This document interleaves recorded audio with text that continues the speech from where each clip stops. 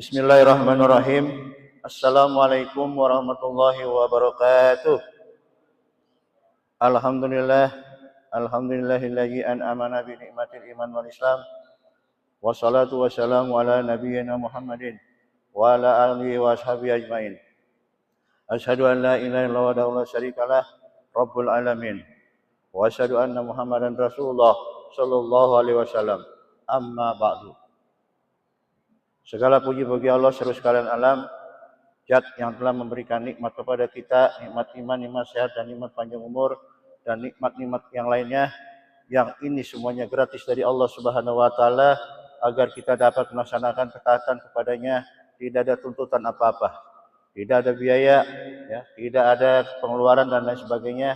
Hanya kita bergerak, hati kita, niat kita, ya, nawa itu untuk kita bisa beribadah kepadanya.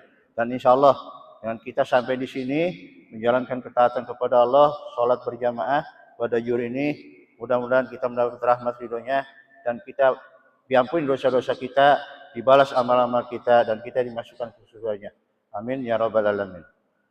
Salawat dan salam tercurah kepada baginda kita Nabi Muhammad SAW, baik kepada keluarga, sahabat, pengikutnya, termasuk kita di dalamnya.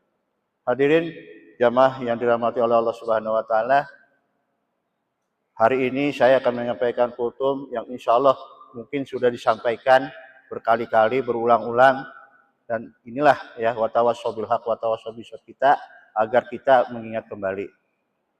Hari ini saya akan memberikan tema tentang pentingnya ya menjaga hati dan menjaga sholat, karena dua ini tidak bisa dipisahkan, hati dengan sholat.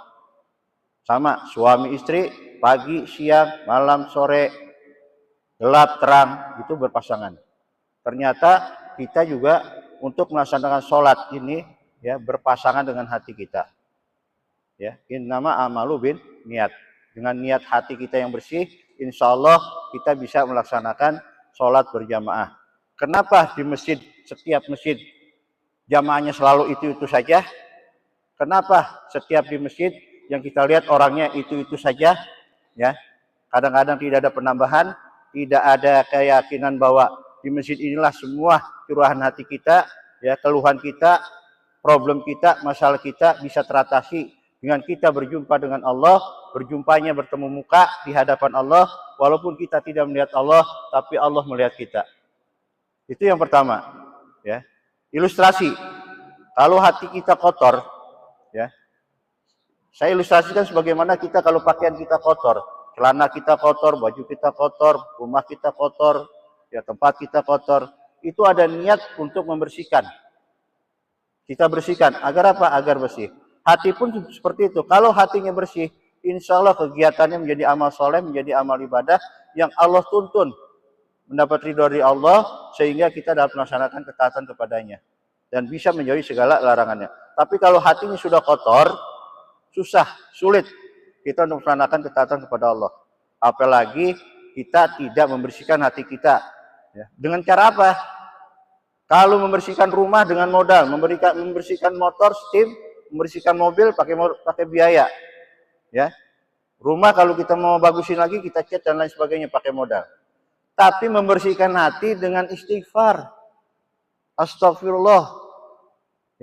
Jangan berzikir, subhanallah, walhamdulillah, wa la ilaha illallah. Insya Allah kita akan dituntun kepada Allah.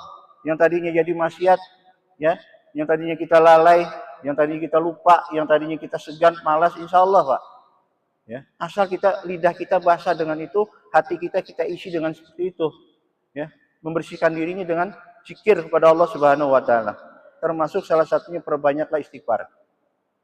Masalah bapak sholatnya benar, masalah bapak amalnya baik atau buruk, masalah semua perbuatan kita dinilai orang jelek atau baik, itu bukan urusan kita. Karena yang menilai kebaikan dan keburukan semestinya Allah, bukannya manusia. Makanya jangan takut, Pak. Ya. Coba kalau kita ke rumah, misalkan ketinggalan HP, kita udah bingung. Kita ketinggalan sesuatu barang di rumah, ya, kita sudah bingung. Apalagi kalau kita kerja, waktunya telat, kita sudah bingung. Tapi dipanggil azan oleh Allah Subhanahu wa Ta'ala, kita punya telinga mendengar, punya mata melihat, punya mulut kita bisa menjawab panggilannya, kenapa kita tidak lakukan? Kenapa kita lalai? HP ketinggalan, kita samperin ke rumah. Kita kerja, ya, kena sanksi, kita sudah bingung, khawatir, gaji kita dipotong. Padahal ujung-ujungnya semua itu adalah pemberian dari Allah. Wallahu khairur raziqin. Sebaik-baik pemberi rezeki adalah Allah. Makanya jangan takut Pak datang ke masjid, jangan takut sholat berjamaah. Ya. Karena di sini salah satunya kita sholat berjamaah, kita mendapat kewajiban, selain kewajiban kita sebagai umat muslim, umat yang beriman, umat yang bertakwa, ya, yang mendapat ridho dari Allah Subhanahu wa taala, doa-doa kita di sini dijabah oleh Allah Subhanahu wa taala dengan adanya imam. Imam itu udah mewakili semua, Pak. Lalu Bapak bacaannya salah, Bapak diam saja dalam keadaan sholat berjamaah, imam yang bertanggung jawab. Jadi nggak ada ruginya, Pak. Bapak datang ke masjid sini nggak ada pakai ongkos, nggak pakai biaya. Walaupun Bapak mau ngejar kemana gitu loh ya, ada keperluan yang pakai uang keluar bensin, keluar uang makan, keluar dan lain sebagainya.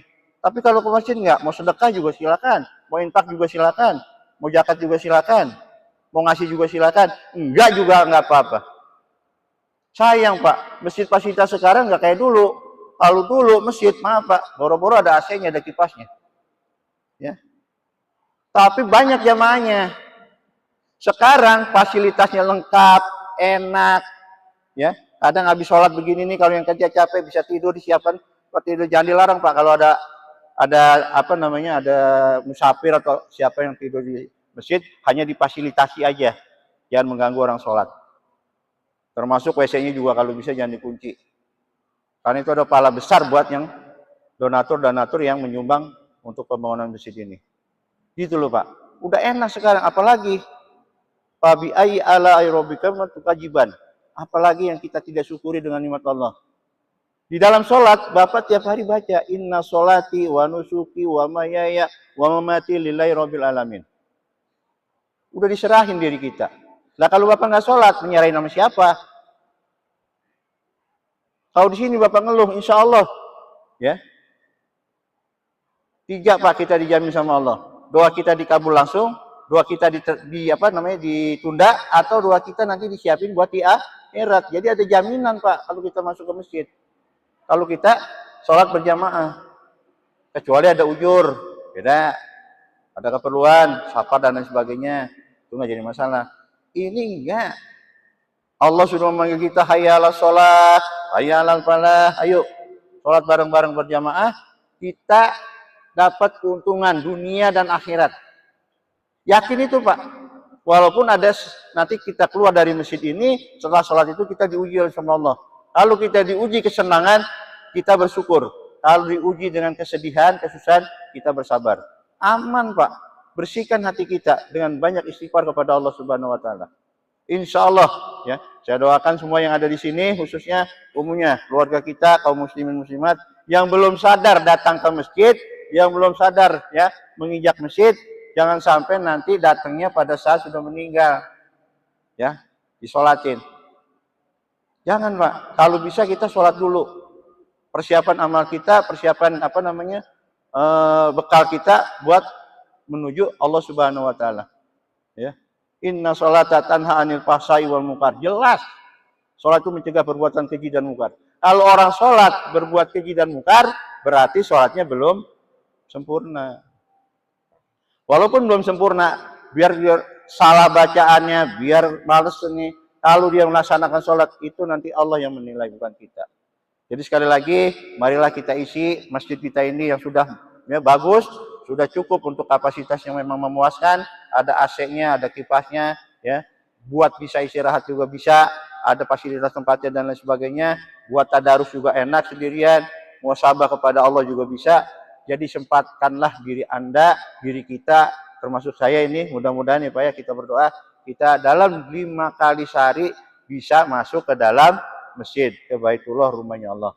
Demikian ya Pak ya, lebih kurangnya saya mohon maaf apabila ada perkataan itu datangnya dari salah, ya, perkataan yang salah itu datangnya dari saya, apabila ini benar dari Allah, dan insya Allah ya fastabiqul khairat, kita berlomba-lomba dalam kebaikan, dan kebaikan ini mendapat nilai pahala insya Allah subhanahu wa ta'ala. Amin ya rabbal alamin. Kita tutup dengan alhamdulillah, alhamdulillahirabbil alamin, subhanaka wa bihamdika asyhadu an la ilaha illa anta astaghfiruka wa atubu ilaik.